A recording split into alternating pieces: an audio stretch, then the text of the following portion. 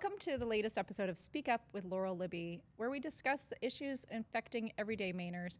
Today I'm glad to welcome as my guest Steve Robinson, who's the editor-in-chief of the Maine Wire and really needs no introduction. Today we're going to be talking about MaineCare and the issues around transparency and accountability that are costing Mainers money, and the MaineCare accountability project that Lead Maine is advancing. Welcome to the show, Steve. We are so glad to have you here today. And we've got a lot to talk about, but first, can you tell us a little bit more? I know you need no introduction, but we're going to introduce you a little more anyway. Can you give us the high points on Steve Robinson?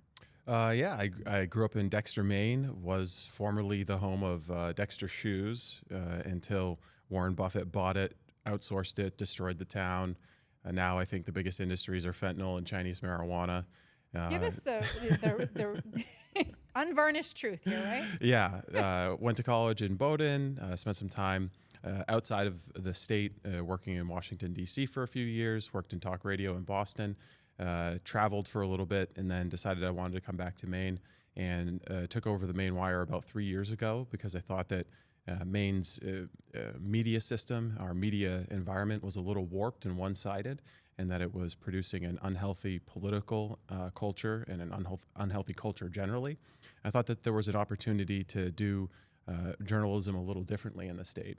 And I think I was vindicated in that belief. Absolutely. I think that there's been, the growth of the Maine Wire has shown that there's an appetite for a different style of journalism and a different approach to how you share information with the people in the state. And MaineCare, we've found, is one of the most massive topics that people really don't understand well. A lot of people, your average person, probably doesn't understand the difference between MaineCare and Medicare.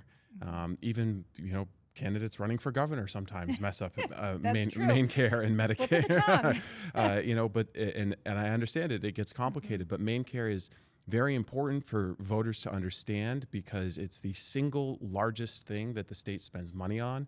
It's the $1.4 billion a year. It's massive, and we actually went from $1 billion to $1.4 billion very quickly. So it's not just the biggest spending item; it's the fastest growing spending item. It was the central tenet of Obamacare, and it's has a distorting effect on the largest sector of our economy, which is healthcare.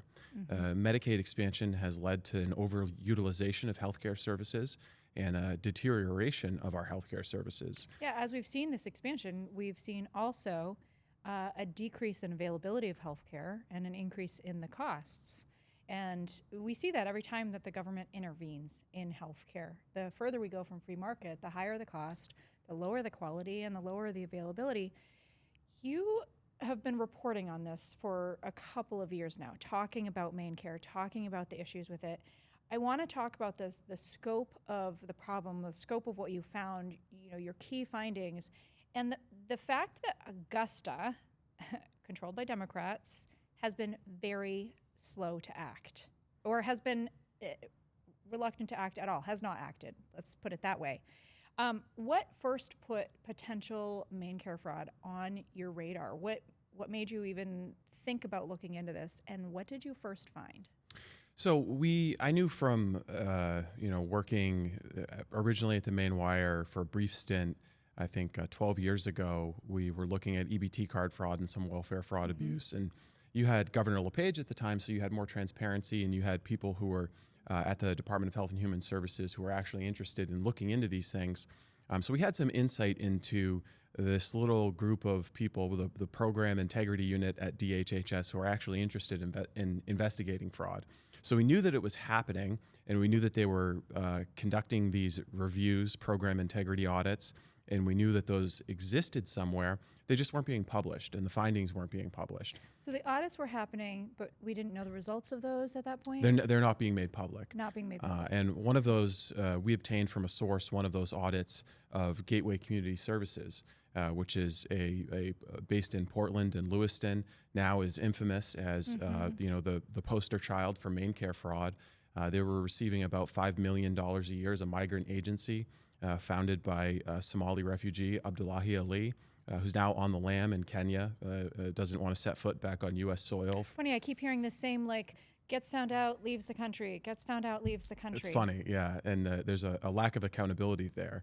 You know, we reported on them, and the Mills administration refused to acknowledge our reporting until national outlets began picking up on it, and then all of a sudden they decided they would use their, very I guess they have broad authority to cut off funding to these organizations, and they decided that they would turn off the funding spigot to Gateway Community Services, which is also what's the facing timeline on that, numerous federal investigations. Sure, but what's the timeline on that? So you're first hearing about this 12 years ago, and then there was a lag there, right where you weren't in Maine. You come back to Maine. So I should so clarify. give us that timeline a little yeah. bit. What happened here to go all the way from the first notice of it under the LePage administration to where Gateway is finally having funding shut off? So we were, I guess my first exposure personally to the world of, fraud, waste, and abuse in welfare programs was about 12 years ago. That was when we got the EBT card data, showed people using their EBT cards at strip clubs and liquor stores.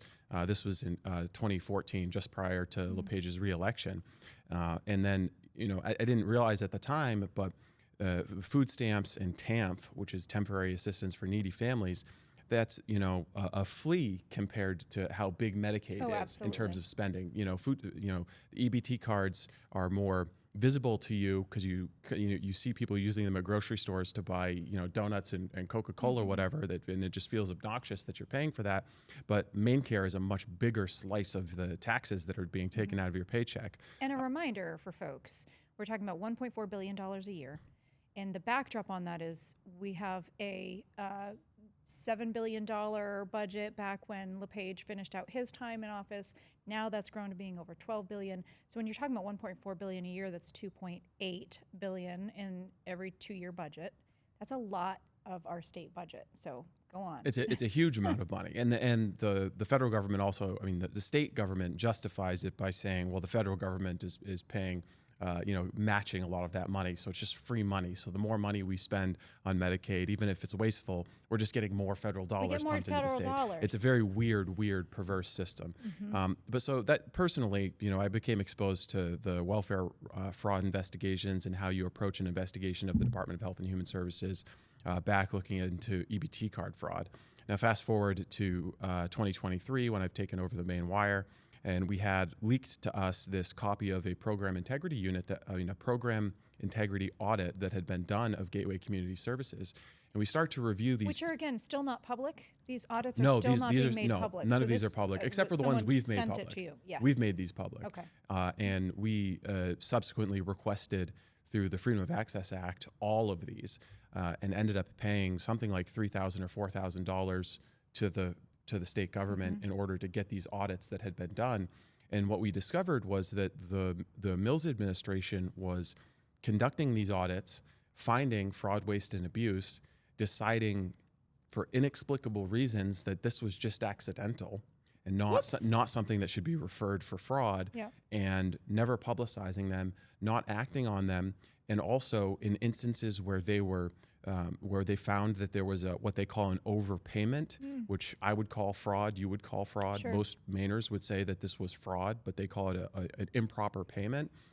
They would order them to pay back some amount of money, and they would allow them to pay that back through recoupments. So in Gateway Community Services instance, where they've been billing $5 million a year to Medicaid, and they are found in 3 separate state audits to have overbilled Medicaid, and then a whistleblower comes forward in our reporting and says that they are systematically defrauding Medicaid by just inventing claims from thin air. They have an assessment leveled against them, and they don't have to pay that back before they continue receiving more Medicaid money. They can deduct their repayments from future fraudulent claims. Right, so it's like, we're just going to take a 5% clip off your future fraud. Yes, so you can keep getting paid. So the investigation really goes nowhere. They have to start paying back, but there's no consequence that says, you're not going to be able to do this in the future. There have been, I think, 2 criminal referrals, and both of under the Mills administration, 2 criminal referrals. They admitted that in legislative testimony to the Department of Health and Human Services Committee, and I believe both of those began, the investigations began under the LePage administration. So what you see, the pattern that you see with gateway community services specifically, but with Medicaid entities broadly, is when the Mills administration comes into power, the investigations happen, but then the criminal referrals stop. The audits are happening, and they go and they sit on a shelf and collect dust. And there might be some recoupment ordered against organizations like Spurwink or Sweetser. Some of the larger ones might be required to pay back their improper payments, but the smaller ones, and specifically the ones that are controlled or started by new Mainers or asylum seekers, are never required to repay their money. And so as we dug deeper into the program integrity reviews, we became interested in the entire MaineCare system broadly and requested all of the provider payment data. And this gets into, I think, just a transparency issue with the state of Maine generally. The controller for the state of Maine posts every year an Excel spreadsheet file that shows you all of the vendor payments that the state has made. This should be every vendor that the state has paid. And it doesn't include Medicaid provider payments. So it's a massive hole. It's exactly. Hole It's in the system. The controller is saying this is all the money the state's spending on vendors, but except for this $1.4 billion that we're not making public as a matter of just routine public transparency. So we obtained last year an Excel spreadsheet file that showed Medicaid payments by provider from 2019 to 2024. And then earlier this year, the federal government, the Trump administration, released a more detailed version of that file for the entire country. And we've been able to use large language models, AI tools like Claude, OpenAI, Grok, to analyze that data, find patterns that are suspicious, fraud indicators, I would say, and also compare Maine's Medicaid system to peers in other states. And what we find is shocking, very shocking. Maine is an outlier in every possible way that you can measure our Medicaid system. We are an outlier in a bad way that harms Mainers and leads to a lower quality of life. Well, a couple things on that point. If you back up and look at the big picture, MaineCare in the first place is supposed to be helping the folks who are truly in need, right? We've got children, the disabled, seniors. And so as we talk about what is going on in the system and the fraud that's being perpetrated, yes, on Maine taxpayers, I think it's important to note this is also fraud being perpetrated on the truly needy who rely on this system and who are losing out because a lot of providers now don't want to take MaineCare because they know they're not going to get paid on time. They know they're not going to get paid in full. Services payments are capped right now. So looking at what is going on in MaineCare, yes, it is terrible to see this fraud going on, but that's because, in part, there are multiple victims here, the taxpayers and then those in need who are not going to get the full services that they need because of this. So can you talk a little bit more about the other states and what they look like compared to Maine? How much exposure to potential fraud do we have compared to other states, and other states more than just Minnesota? Well, I think that it's important to understand that there's the small scale, one-off fraud, the person who is on Medicaid while they're getting paid under the table to do carpentry or something like that. So maybe their income is actually too high to qualify for Medicaid. That's not what I'm talking about. What I'm talking about is provider side fraud, and what it is organized crime. And in many cases, what you see are multi-state models where a group of people, usually foreign nationals, transnational criminal organizations, will find a model that works in one state and they'll bring it to another state. And they typically bring it to states where they know that no one's looking, or if someone is looking, there's going to be a blind eye turned. You have to go. And it's not just a Democrat-Republican thing. Yep. Ohio, recently, there was an investigation that found some of the very same things that we found in Maine. In Maine, in reviewing the Medicaid data, we found clusters of Medicaid providers with sketchy, weird names. And this is going to sound silly, but sketchy, weird names, it's the best test for fraudulent Medicaid companies like Legit Home Healthcare, 5-Star Home Healthcare. You wouldn't even question Legit Home Healthcare. Alakazam Home Healthcare. Like you look at these and they're all clustered in the same buildings. So we go to just visit them and see what's going on. You didn't investigate Legit, though. I mean, because there's no reason you'd question that name. Legit Home Healthcare is actually the employer of the wife of Representative Yusuf of Portland, who's a former employee of Gateway Community Services, who owns his own home healthcare agency, Care Anywhere. Wow. Or Care for Everyone. They're both home healthcare businesses in Maine. I get them confused. A lot of names. Yeah, but we find them in clusters at these buildings in Portland, Lewiston, Augusta. And we go to knock on their doors and see what's going on, and no one's there. We visit multiple days during work hours. No one's there. They're very bizarre office suites. And you're inevitably led to the conclusion that these are just fake businesses that have been billing Medicaid. And a few of them do have these program integrity audits where the state has found that they've overbilled taxpayers by millions of dollars. And eventually they shut off the money, but there's no recoupment. There's no punishment. There's no criminal referral.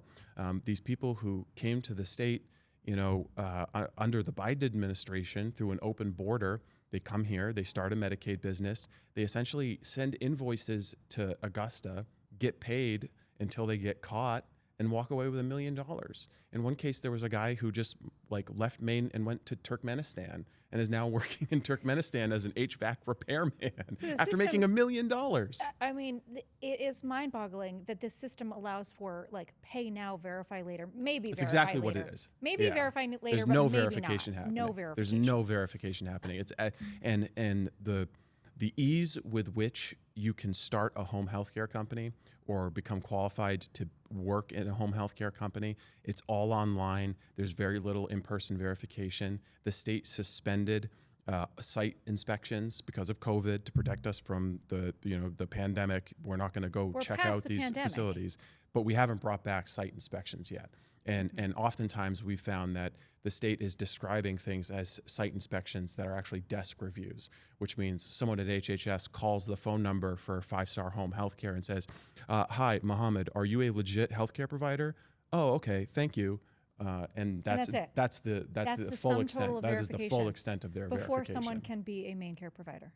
No, this happens after. This happens periodically after they've already been sending them payments. So the process before they can get payments. You apply online. You apply online. You apply online. Yeah. We are in the wrong business, Steve Robinson. The MaineWire crew has talked often about starting our own home healthcare agency, our own autism care business. There are a number of industries. It's just like with the Chinese organized crime. I could grow a very good illegal pot house now after seeing so many of them. You learn this organized crime, and they would go after you. They would. That's the problem. They would That's go the after problem. you, Steve. It's the problem. That's probably being a white male Christian. You actually have the laws enforced against you. For you. Yeah. But talk a little bit more about other states. We know Ohio. Yeah. It's not just a blue problem. But what does this look like in other states? I don't know. How are other states not seeing this? Well, because they're not looking. I think that there's a little bit of data fatigue and number fatigue, and a lack of journalists who can tell stories in a compelling way. Part of this is when Minnesota, when that story broke, and the U.S. attorney came out and said, we think that the fraud could be $16 billion or something like that. I think what he actually said was the programs that are susceptible to this kind of fraud, the total amount of spending is $16 billion, but it pegged in people's brains, okay, the $16 billion, that's the fraud in Minnesota, and anything that's not on that level is just not worthy of our concern. And so if you bring that kind of mental model to how you're thinking about fraud, you're going to miss the lion's share of what's happening.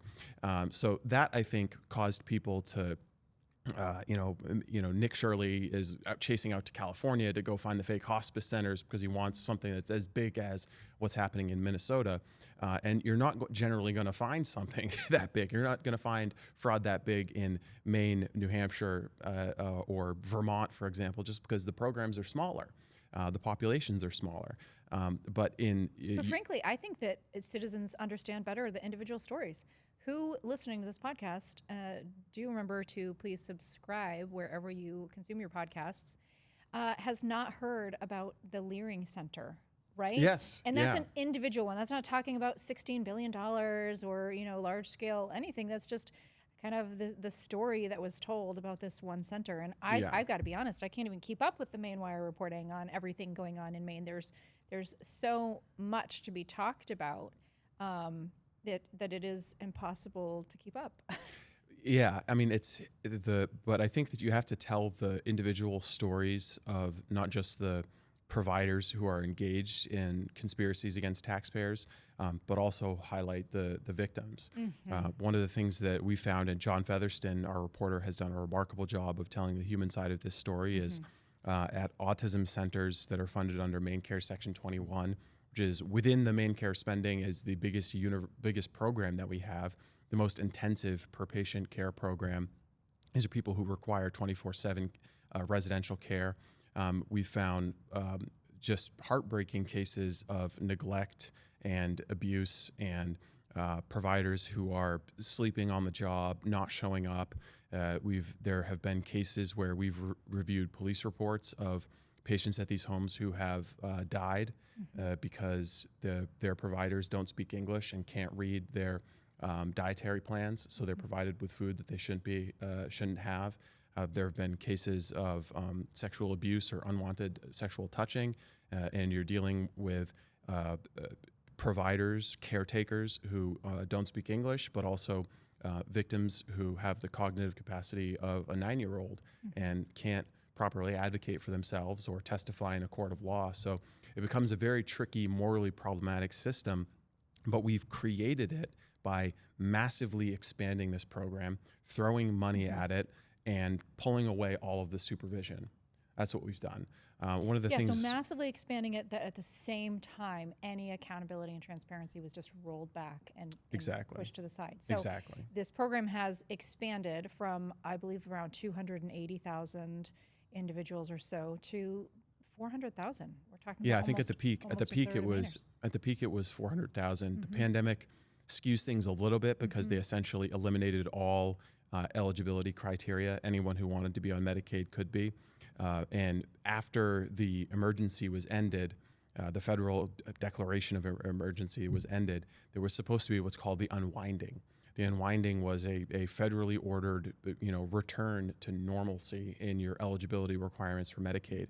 Maine ranks dead last in unwinding, and this was intentional. Maine intentionally unwound Medicaid as slowly as possible, did the bare minimum to comply to keep as many people on Medicaid as possible. Well, you've got a backwards reimbursement where you get more funding for a certain category of individual than you do for those who actually have the highest need.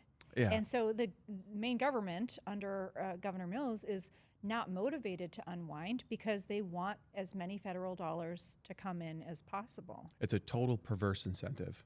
No one in the Medicaid system, whether it's the federal government, the states, no one is encouraged to be thrifty with taxpayer dollars. Every part of the system encourages more spending and even fraudulent spending. And I've tried to understand what the Mills administration's incentive is to not supervise this program properly. I think, for one, the population that this money is flowing into are high propensity Democrat voters. So why do they want to pull money away from them? But also from their perspective, if you're trying to make the economic stats look good, despite policies that are putting downward pressure on the economy, Medicaid dollars, even if they come in fraudulently, but the fraudster is going to go buy a Mercedes G-Wagon. Sure. And believe me, that's spending. I've got photographs. I've got VIN numbers. I've got Medicaid fraudsters with multiple G-Wagons in their driveways. These guys are buying nicer houses than I have. It's a very specific choice in vehicle. They love the G-Wagons. The Central African migrants love their G-Wagons and Cybertrucks and Jaguars. John Featherston was at one of these Medicaid, locations that's billing millions of dollars, starts knocking on the door, and suddenly someone shows up in a Jaguar to try to scare him off. You can't make this stuff up. So from the Mills administration's perspective, hey, that's stimulus for the auto dealerships, The housing market's booming, baby. What do they care if it's all Medicaid fraud money? It looks good on paper. And that speaks to why it has taken so long to get any traction. I mean, you guys have been reporting on this, talking about this for a long time. But why has it taken so long to get traction? I would say we've got the Mills administration versus finally seeing some action at the federal level. Yes, I think that the release of the federal data has definitely helped. This was coming for Maine regardless, because we had the data that we obtained last year, which was less detailed than what was released at the federal level, but we were going to be reporting on this regardless. But you also have to understand that the Mills administration bought off the media. The $2.4 million in no-bid contracts that went to the Bangor Daily News, part of this was to run a public affairs campaign to recruit new Mainers into autism care. So when the Mills administration put down the vaccine mandate for home healthcare workers, they knew that there was going to be an exodus, that the people were going to quit, they were going to leave the field, and they were going to have a shortage of direct support professionals. They paused that for 1 month, gave a no-bid contract to the Bangor Daily News to advertise and recruit new Mainers who did not speak English into these direct support professional positions. And this was the Pulse Marketing, the public affairs company that's tied to the Bangor Daily News, the same company. So if the Bangor Daily News is getting millions of dollars to advertise, to recruit new Mainers into these companies, how closely are they going to investigate potential fraud at these companies? It seems like a conflict of interest to me. Sure. So I'm not surprised that you haven't seen any stories whatsoever from the Bangor Daily News about fraud in the autism care market. Be fair, Steve. We have seen a couple of stories from the BDN here and there several weeks after you guys report something. Yeah, sometimes, occasionally. Occasion. Yeah, well, the Maine Wire, we're blessed with a lack of competition in the state for sure. But the Mills administration, I think, has had really free reign, and a part of that is because of the lack of investigation into these programs. Law enforcement agencies feel muzzled. I have a police report where a detective who was investigating a death at an autism facility says specifically that he contacted Adult Protective Services and said, "I'm worried about the surviving patient at this facility because I don't think that the non-English speaking individuals in charge of this person's care are capable of keeping this person alive." Wow. And we have no way of knowing whether there was follow-up action, but that specific company is still in business, still being paid millions of dollars. And these autism care companies under MaineCare Section 21, they are the fastest growing MaineCare companies in the state of Maine. There are MaineCare startups that were created after 2018, and they've gone from, in some cases, their first year they bill $1 or $2 million, and then they bill $18 million last year. Business is booming. Business is booming. Contrast for me, we've got the Mills administration that is unwilling to do anything. We've got the federal government finally demanding some accountability. Maine is having to pay back some funds, and that's not funds that just come out of thin air. Like, the government doesn't have its own money. That is taxpayer monies that then have to go to the federal government because they aren't tolerating the fraudulent billing.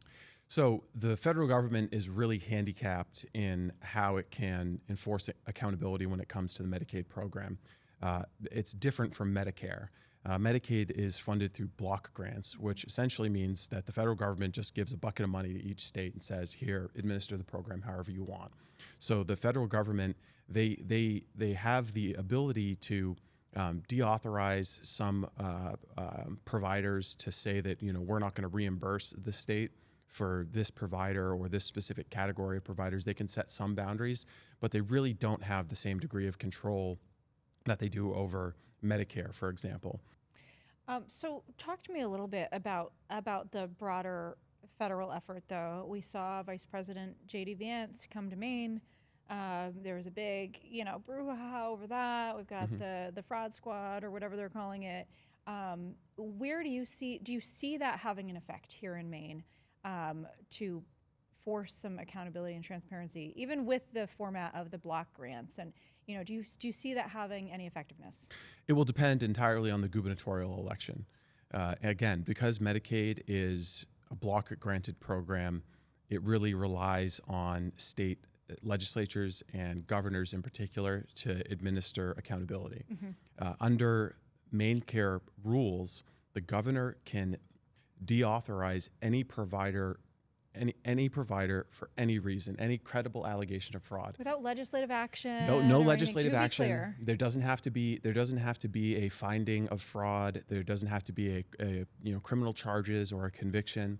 And the governor proved that she knows this because she snapped her fingers and deauthorized Gateway as soon as CNN or News Nation started calling. So this is broad authority that governors have to police spending within Medicaid. Governors in other states, the Republican governor of Ohio is now using this authority. So what the fraud task force at the federal level can do, I think, is highlight instances of fraud that they've found using the tools of the federal government, increasingly using artificial intelligence to review claims data, federal claims data, but point up areas where the states should be focusing their resources, their investigative resources, and have governors deauthorize these entities. But you also just have to change the way these programs function going forward. I've said that you're not going to prosecute your way out of this. Yep. The amount of investigation that goes into just getting to a place where I can publish a story that says these people have are likely to have committed fraud or have committed fraud is substantial. The amount that goes into the U.S. Attorney of Maine investigating a case to bring charges of Medicaid fraud is like 100 times that. We don't have enough, the scale of the fraud is so big, we don't have enough lawyers in this country, even if they weren't all leftists. We don't have enough lawyers in this country to prosecute the scale of the fraud. But you have to plug the hole in your boat before you start bailing it out. And that requires a change of rules, a change of how we allow new providers to come in.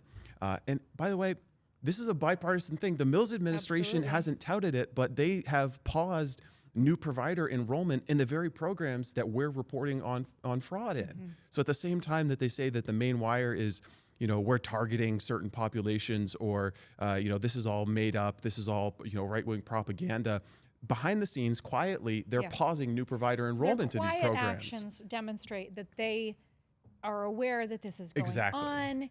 And while they're not doing anything really about the active programs, they're like, we better kind of put a halt to this over here. There's no very quietly. The last year, the legislature, as you well know, began with the Department of Administrative and Financial Services coming to them and saying, surprise, we have a $118 million structural gap. It wasn't a structural gap. It was a Medicaid fraud gap. That's what it was. It was Medicaid fraud that they couldn't predict because they, are unwilling to believe that these new providers would be scamming the program. So they raised taxes to force Mainers, working Mainers, to pay more to the fraudsters instead of cracking down on the people who were, doing the fraud. So now they're trying to prevent that problem from happening again in future legislatures by at least limiting the growth of the fraudulent programs, but they're not having any backward-looking accountability to the populations of people who came here, again, within the last 5 or 6 years, started Medicaid businesses, sent invoices to Augusta, and got paid huge amounts of money, huge sums of money. These, we know the vehicles these people are driving and the houses that they've bought within the last 5 years, the multiple houses, the real estate investment portfolios that they've built on their Medicaid businesses are massive, massive. And it's so unfair to Mainers who are just working, trying to raise families, and just trying to get by and having to pay for it all. Yeah, absolutely. Maine workers, Maine families, Maine businesses, and the folks who legitimately need these services, and that is being compromised for them. Yes. Oh, yeah. and or services being provided poorly. Yeah, and all of the above. How many people have come forward saying that they're missing their services from Gateway? Oh yeah, no, it's a short list. Yeah, a short list. Yeah, Gateway hit a brick wall. All of a sudden, the money's yanked out from underneath them, and not a single person has come forward and said, "I was relying on services from Gateway Community Services, and now I just don't know what I'm going to do." How do we think they're not pounding down your door? Yeah, do we think Gateway's the only provider where the patients and the employees are fictitious? And here's another thing that I've tried to convey is that a lot of what Mainers, common sense Mainers would consider fraud is actually legal. within MaineCare. We have a special home health care provision where you can create a business and you can have employees who are authorized to provide personal care services only to family members. So I could create a healthcare business that employs all of my cousins to take care of my aunts and uncles. And we get paid through this business gets paid through Medicaid, and my cousins can all get paid to take care of each other and their aunts and their uncles. So what used to be just a family doing a thing that a family does, like taking care of each other, you know, grandma living with your parents or whatever, now it becomes a Medicaid business that hundreds of thousands or millions of dollars can flow into. Yeah. We have a special certification. You can go online and get certified to be a personal support specialist, but only for family members. So we're going to pay you to do that. And these are programs that are disproportionately taken advantage of by migrant populations, by new Mainers, by the asylum seekers who have arrived here, again, within the last 6 or 7 years. Yeah. You know, I know that you and I are kind of steeped in this, you especially, Steve, but I have to remind myself that the average Mainer doesn't really know the numbers or know kind of what's going on with MaineCare. So I want to kind of drill down on the basics before we dive into what Lead Maine is going to be doing to address exactly what you're talking about, stemming before these entities even become a thing. And so we've talked about the $1.4 billion a year. That's 1 out of every 4 tax dollars. 1 out of every $4 that's spent in our state is spent on MaineCare. That is just an enormous number when you think about it that way. 1 out of every $4 in state spending. You might think like education. We spend a lot on education. Well, we spend more on MaineCare. I actually think that underestimates the cost of Medicaid because Medicaid reimbursement rates to medical providers are so low that they have to make up that money somewhere. So what do? They raise the cost for people who have commercial insurance. Yes. So the reason your commercial insurance has now ballooned to a third of your paycheck or a quarter of your paycheck, whatever insane amount people are paying for health insurance, is because the hospitals have to charge commercial insurance more because the Medicaid rates are so low and such a huge percentage of the population are now on Medicaid. And people are changing their lifestyle and their approach to their careers in order to stay on Medicaid because they don't want, they face a cliff in their quality of life. If they work an extra hour and their benefits drop off, they're not going to work that extra hour. No, and it was remarkable to me. I actually, I've known this, MaineCare is being subsidized by commercial insurance for a long time, but nobody wants to talk about it because that's like the underbelly of healthcare, right? Or crisis care, which is what we really are at. We're not at a healthcare model. And I was shocked to see the Bangor Daily News actually admit that fact in a quote from someone within the hospital system that, they have to charge commercial insurance more. They have to charge cash pay folks more because MaineCare is not adequately reimbursing. And so just the fact that you have MaineCare does not mean you actually have care. Yes. I want to highlight that too, because we've got a lot of folks on MaineCare who can't actually find care because by now providers just don't want to have the hassle. They don't want the non-reimbursement or the low reimbursement, the late reimbursement. Find a dentist. Find a dentist in the state that accepts MaineCare. Yeah, because they don't have to. They don't have to opt into those systems. And this is a preview of what socialized medicine would look like. Yes. Graham Plattner says Medicare for all. It would be indistinguishable from Medicaid for all, which is essentially what we have right now. We have government-run healthcare in Maine. And it's abominable. It's terrible. We have government-run healthcare right now. This is what it looks like, and the quality of care for everyone goes down. The cost goes up. The quality of care goes down. And that's important to emphasize. The quality of care goes down for everyone, and the cost of care goes up for everyone. And I don't think a lot of folks understand that. Another statistic that I think would probably shock people is $800 million, that's in state and federal dollars, are being paid for workforce-ready adults without dependents. I mean, that's close to $1 billion. Yeah, the ABODs. $800 million. The ABODs, able-bodied childless adults. Yes. Yeah, I like workforce-ready is probably a better way of putting it. But yes, these are people who could be working, but aren't. And there's, you just have to look at the labor force participation rates under the Mills administration have dropped off the table. And in recent memory, the workforce participation rates were like 70 in the 70s, 70%. And now it's, I think we were 59%, maybe 60%. And that's the percentage of people who could be working but aren't. So we have this whole population of people who have dropped out of the workforce and have just decided that a non-working lifestyle is more comfortable.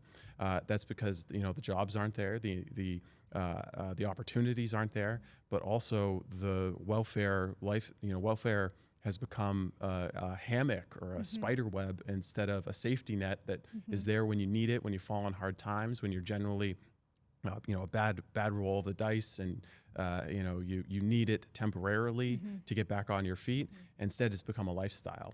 Yeah, I think we probably need to have a whole nother podcast to discuss the welfare cliff and the extraordinary reluctance on the left to do anything about that. It's the insidiousness of the leftist project in Maine. They want people to depend on the government. And they also have discovered a million little ways to pay for it, to cause working people to pay for it, that aren't just through taxes. Like what we were just talking about with the increase of the cost of commercial insurance or charging commercial insurance more. That's just a tax. That's an additional tax on working people to pay for Medicaid. But look, the solar it fits subsidies. their narrative too, though, right? Because if you can then claim like, look, guys, the cost of your insurance is going up because of these big bad insurers. Well, that might not be let's tell the whole story here. Actually, the government interference that is causing those rates to go up has a great deal to do with that. Yeah. But that doesn't fit the narrative that has, the Grand Plattners of the world wanting to push universal healthcare, single-payer healthcare, taxpayer-funded single-payer healthcare.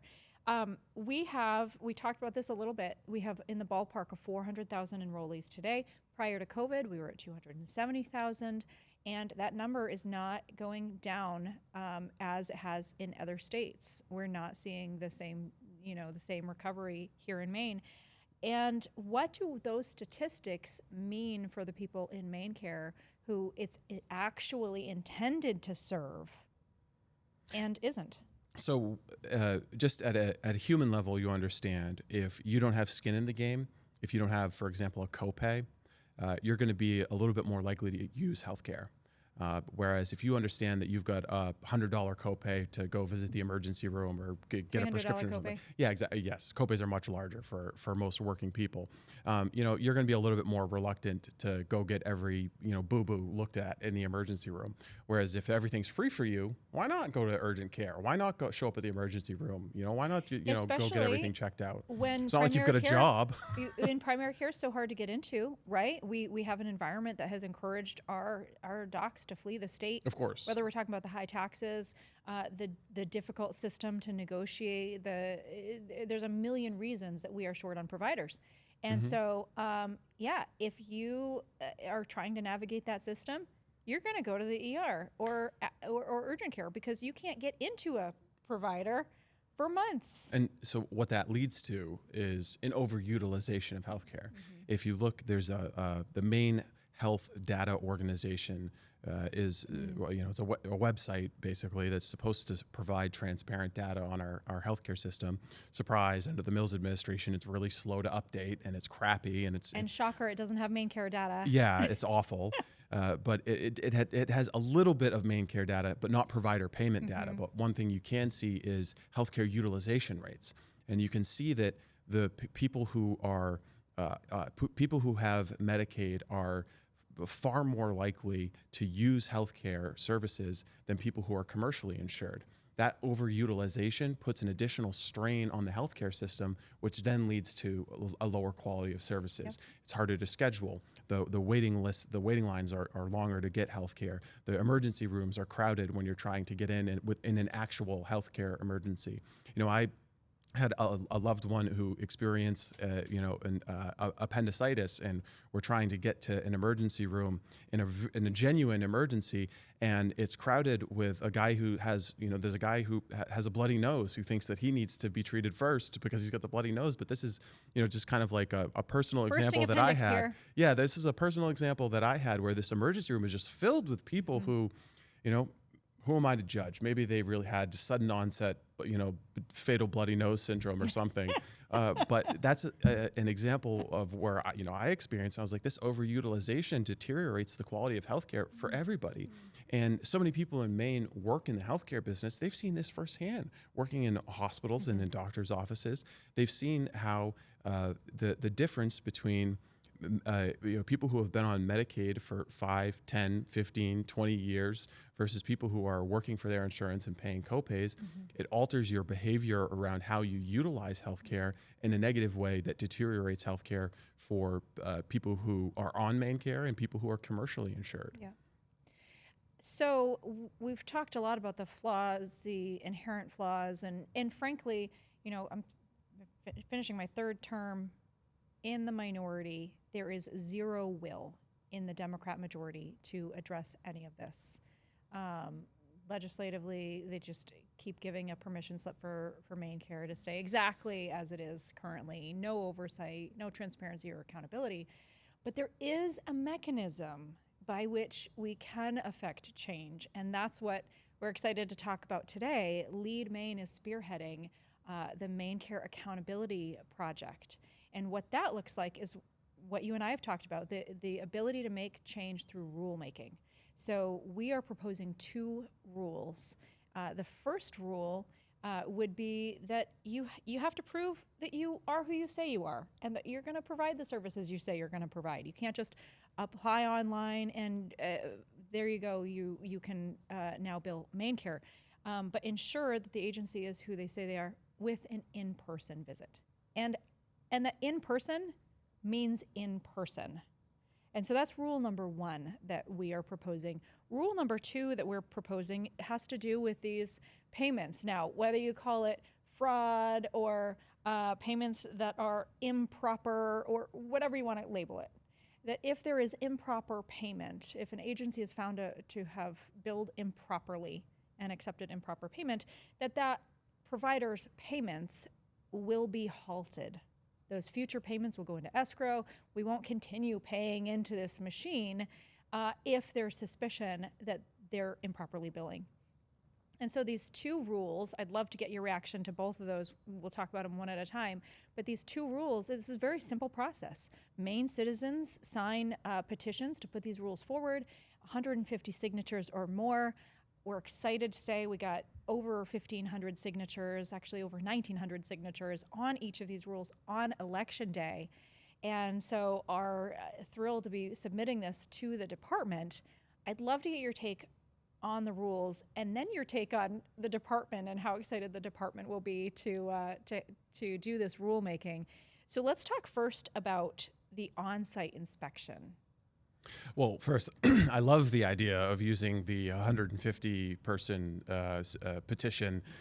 This is the same mechanism that they used to try to force everyone to drive electric vehicles. Cars. So I'm sure that all of the progressives in the state will be very supportive of this. Sure. They won't in any way question the petition process and the rulemaking process here, and they'll be very excited and supportive of full, robust rulemaking hearings. I'm sure they will be. I have to say, this. We did get a broad swath of folks on Election Day who signed these petitions because, frankly, this is common sense. Yes. Right? That you should have to prove you are who you say you are and that you are going to provide the services that you claim you're providing. Mm-hmm. No legitimate provider should have a problem with an in-person inspection. No. And taxpayers should demand that if there is improper payment, that those payments are halted. Again, common sense, because we want to make sure that this program, if we're going to have it, it should be as strong as possible, have accountability and transparency, and that we know that those dollars are going to those who are truly in need, whether that's children, disabled, seniors, et cetera. Yeah, what we often say is the MaineCare program, the Medicaid generally, you have fraud by design. Mm-hmm. These are 2 rules that would take the fraud out of the design or help take the fraud out of the design. The site inspections, I have to believe, having conducted myself of these kinds of inspections, many of them I know. Buildings in Portland where there's a cluster of 12 home healthcare agencies, I have to believe that any HHS employee with a brain would show up at some of these locations and have some serious questions. Look, you can get 12 in 1. Yeah, right. You can get 12 in one day, one inspection. You can go to the same address and You inspect you them all. you would think so, but we know that they don't actually do that. Right. They go they inspect one and then they leave the others to be. But you have a lot of CEOs who would be forced to return from different continents to come back to Maine for these on-site inspections. I mean, heavens, if they're surprise inspections, we're going to trim the number of providers substantially.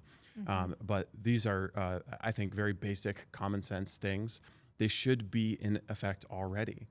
And the Mills administration knows this, by the way, because after we filmed a video at a building on Bishop Street in Portland, where there were these 12 home healthcare agencies, the Mills administration sent letters to every single one of the agencies there demanding a copy of their list of employees, their list of patients, and a copy of their most recent lease. But still So not they're- in-person visits. So this Still, is a still, letter. still no in-person Still visits. no in-person. But they're doing the heightened scrutiny secretly. They're not advertising that they're doing it because that would vindicate the Maine Wire's reporting. Right. That would vindicate the Trump administration's position that there's a Medicaid fraud problem. But they are admitting through their actions that they have the power to do this, and they're just not. They just haven't been. But also that there's a problem that does need to be addressed. So formalizing it through the rulemaking process, again, it's just a common sense thing. Like, why wouldn't you do this? Like, in what private sector business would you pay for a service and then never verify the provider or that it's happening and that the person exists, that they're in the United States? Yeah. In what world would you not verify the people that you're doing business with? Well, Medicaid, that's the world where you would behave like this. Yeah, and to be clear, this is something that the department could do. Yes. Right? Yes. Rulemaking. So if we're talking about the kind of the process by which laws are made and then implemented, you have the overarching law that's passed. And then that law is implemented by the department, right? Because we've got the legislative branch and then the executive branch. And that department falls under the executive branch, under the governor, so that law is implemented through the department.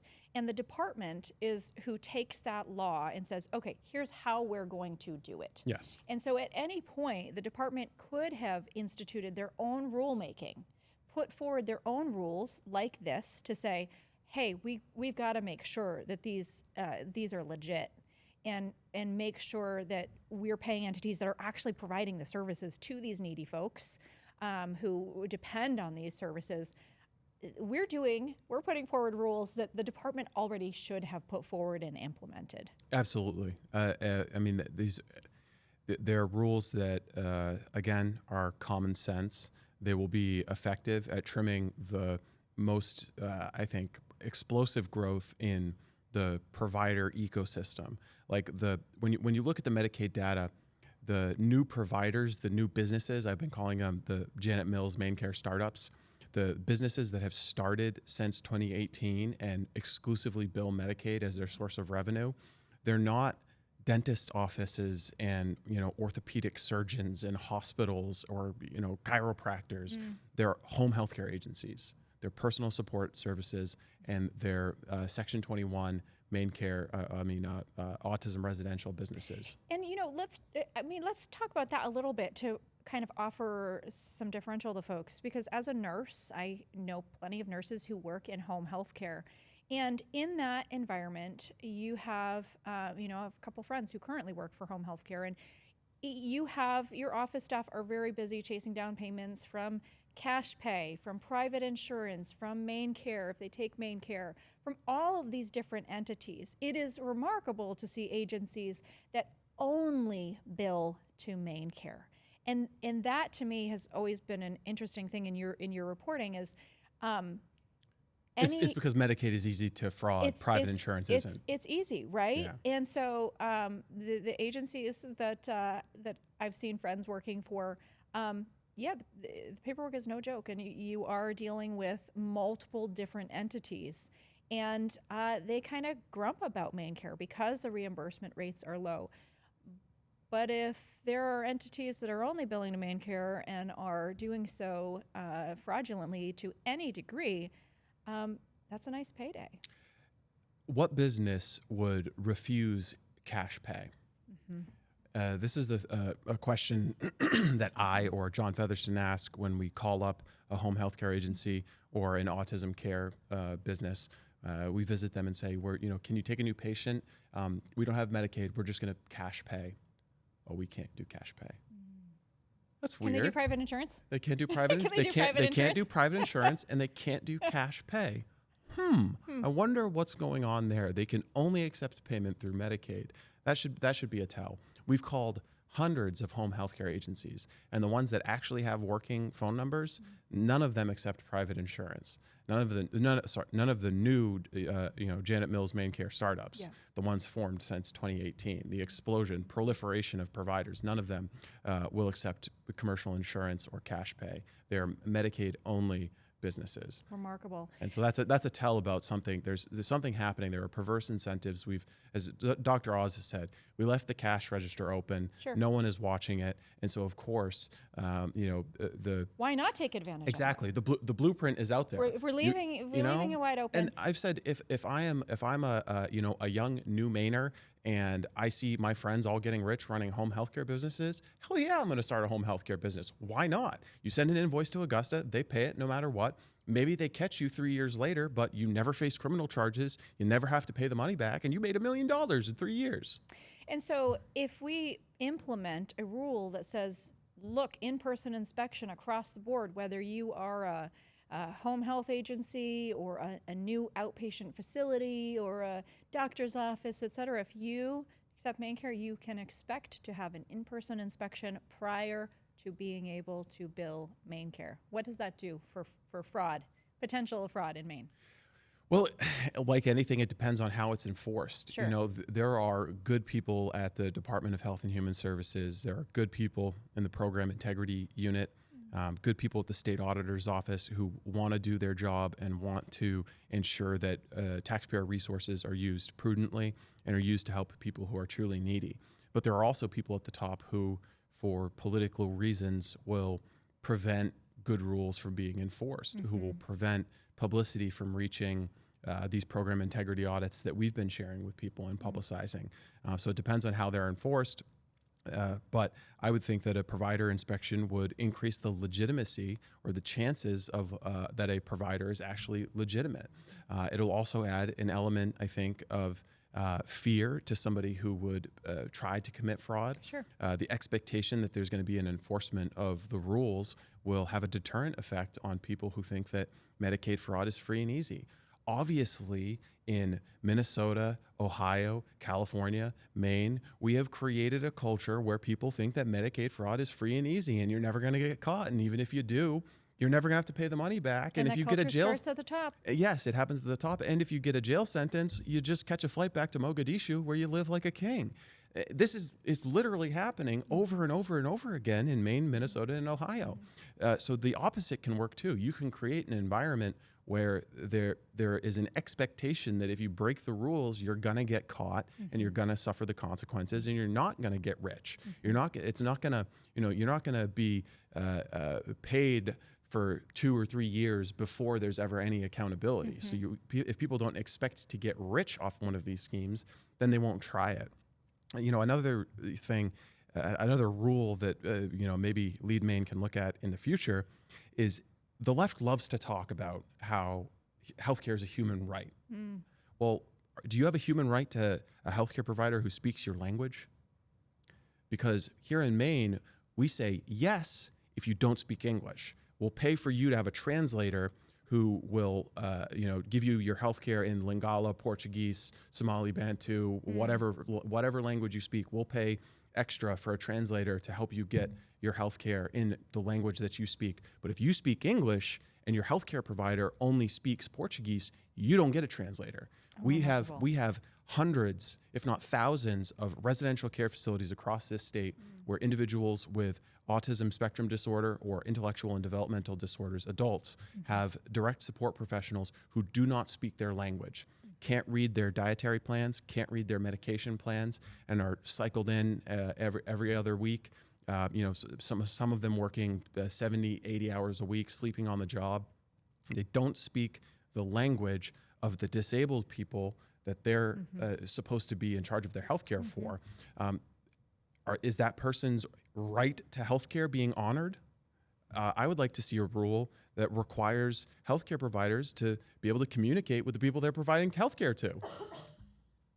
It seems like a very modest request. It does seem just like like these very two rules. modest These are very, very modest requests, but you will see the Augusta machine, the blob of NGOs come out howling about the effect that this will have on. Well, let's talk about that. On Sweetser and all the Sweetser compliance burden, blah blah blah blah the blah. legitimate institutions who are billing properly and who are, they will only be strengthened. But you're right, we're going to see lots of opposition for sure, and there is a comment process within this that we look forward to having folks engage on and submit.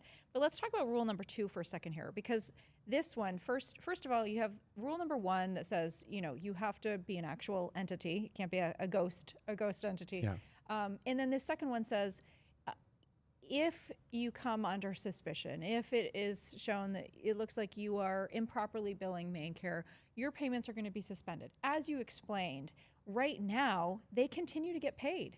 Their pay is docked a little bit on an ongoing basis until the funding is paid back. But, there's one example of a company overbilling $400,000. They got docked. They had to pay back $14,000 of it or so, and then they closed their doors, and they're gone.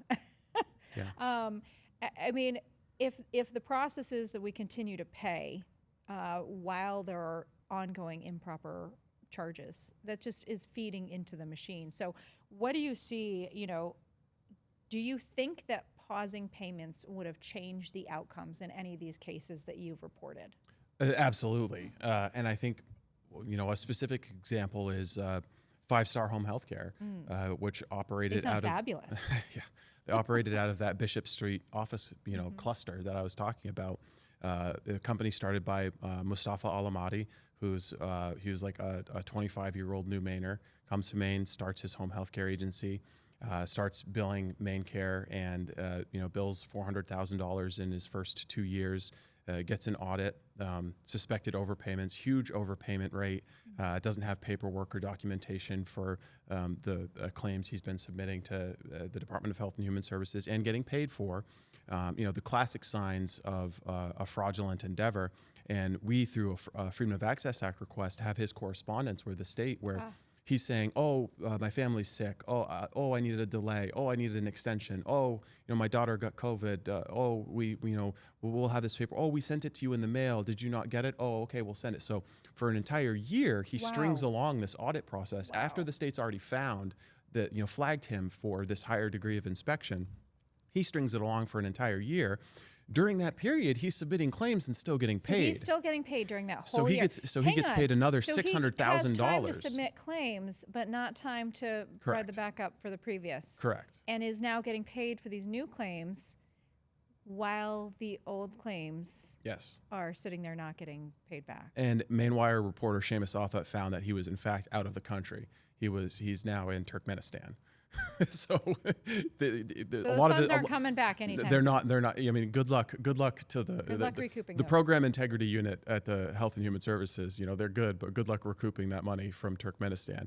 This is an example where once the audit starts, if the payments stop, there's a sense of urgency to supply those documents. At the start of that year, if you say, okay, your payments are now stopped, period, until you get in your documentation, which we both know was never going to come in that instance.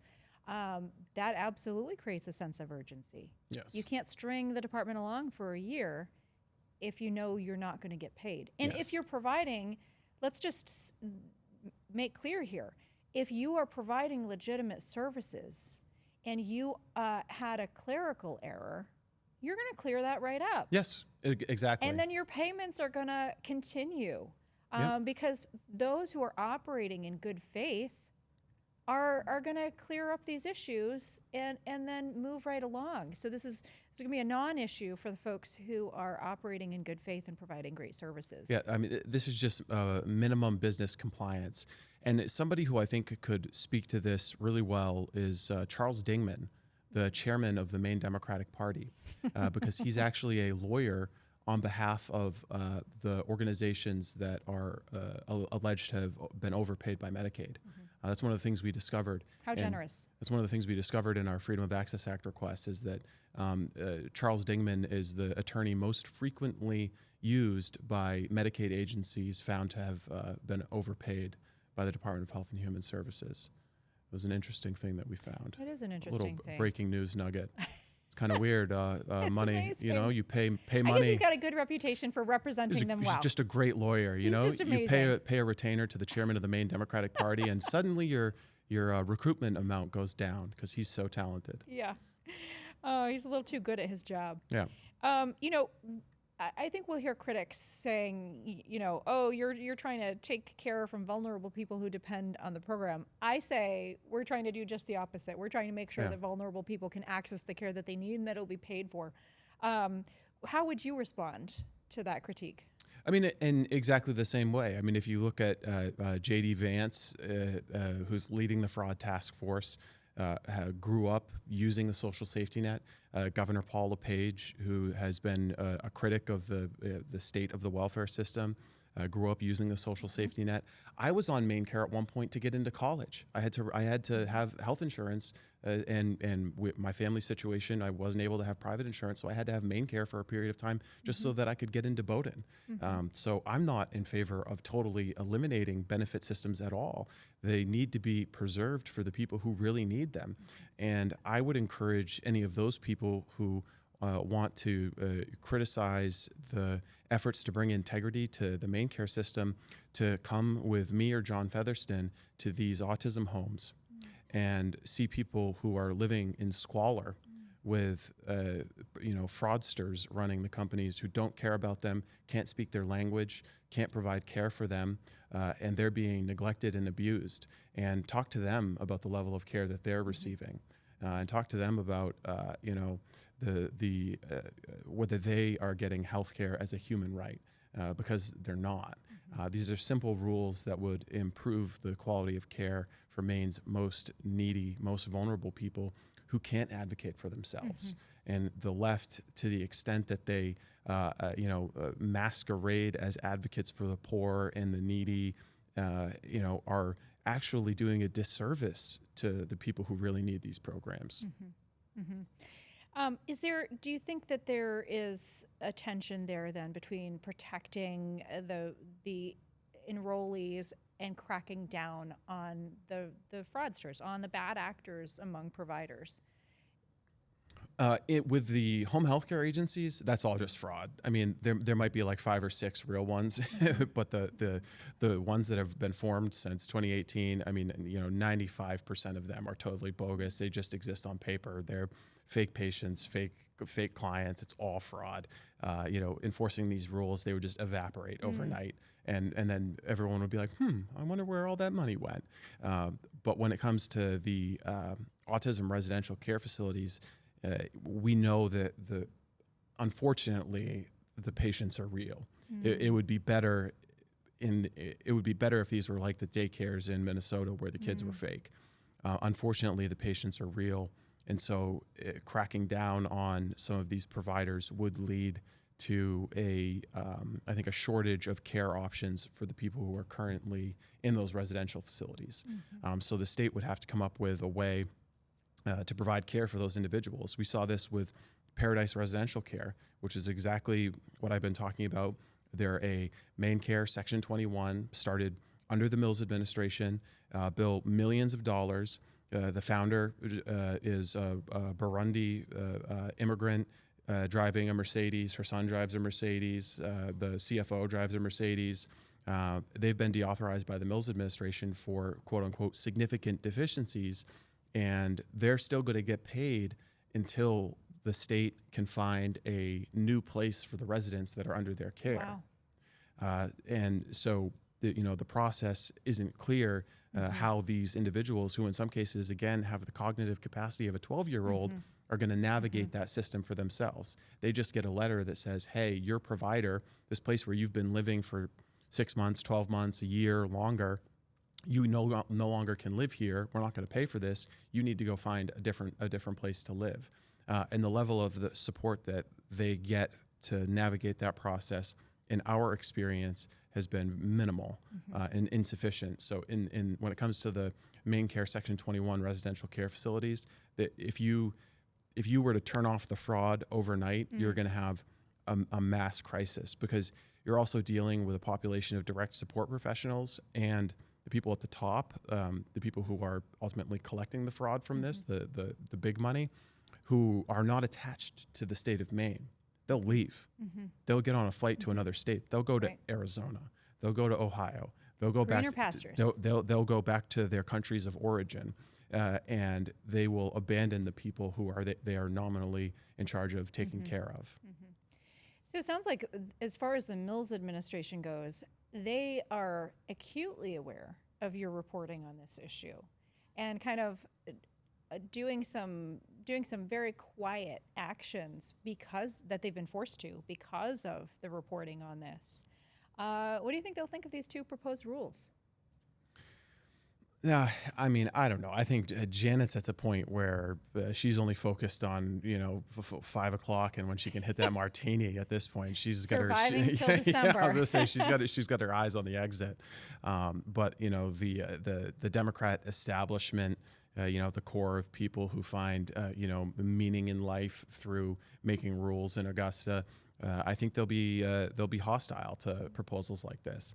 They just want more Medicaid dollars flowing in, and they don't like the idea even that a government program would be defrauded, which is very strange. Yeah. It's very strange. Yeah. You would think that they would be receptive to the idea, but I also think that there'll be a skepticism because it's coming from a conservative organization. It's coming from Laurel Libby. It's, the Maine Wire has been reporting on it. They'll be, have a knee-jerk, reflexive reaction against it. But I think if they're thoughtful and they're sincere and they're truly compassionate and want to help people who are truly needy and deserve these programs, they'll embrace these rules. Well, at the end of the day, if your intention is truly to provide for the most needy among us and to ensure that they are getting the care that they need, then it only makes sense to be sure that the entities providing that care are who they say they are, and that they are actually providing the care. And to be sure that if dollars are flowing away from the needy, the truly needy, to bad actors, that you want to make sure that those funds are flowing to the right place. This is common sense, and it is the compassionate thing to do, and it will only make the MaineCare program stronger for our children, for the disabled, for our seniors who actually need it. And so where can folks find you, Steve Robinson? Let folks know all the places. If people just go to As Maine Goes, they can sign up for my Substack, which we do. We put out all of our video podcasts, articles go out that way. But the Maine Wire is where people can find a lot of our reporting. Search on Facebook for The Maine Wire, on X, The Maine Wire, Instagram, The Maine Wire, Google, The Maine Wire. We're pretty hard to miss. But I would encourage people to sign up for that Substack, because that's where we share some of our, opinion and commentary. And we have some investigations into Medicaid fraud, waste, and abuse, and neglect. I say abuse not of the taxpayer, but of the patient, that will, I think, shock the conscience of anyone who cares to pay attention. It's going to be difficult to look away from some of the things that are happening in the state. I think that the criminal conspiracy, the organized crime we have within the Medicaid system is bigger, in my view, than the Chinese organized crime that we've been reporting on with the marijuana houses throughout the state, and has had a more pernicious effect on the quality of life of Mainers. We're talking about hundreds of millions of dollars. There are so many vulnerable individuals involved. Yeah. And so it is remarkable, it is tragic, and I'm thankful that you guys are here to do that reporting, because not just Maine taxpayers, but the individuals who need those services need transparency and accountability, because they're the ones who really are the victims here. So thank you very much for being on Speak Up with Laurel Libby. Thank you for your reporting. Sign up for our updates at leadmaine.com. You are not going to want to miss what is to come on the MaineCare Accountability Project. And of course, follow, subscribe to the Speak Up with Laurel Libby podcast on YouTube, on Apple Podcasts, and on Spotify. And stay tuned, because there is a comment period that will be coming up on the MaineCare Accountability Project that we're going to ask you, Maine citizens, to get involved, to make your voice heard, and advocate for these common sense rules that should apply and will strengthen our program. Thank you so much for tuning in to Speak Up with Laurel Libby. We will see you again next time.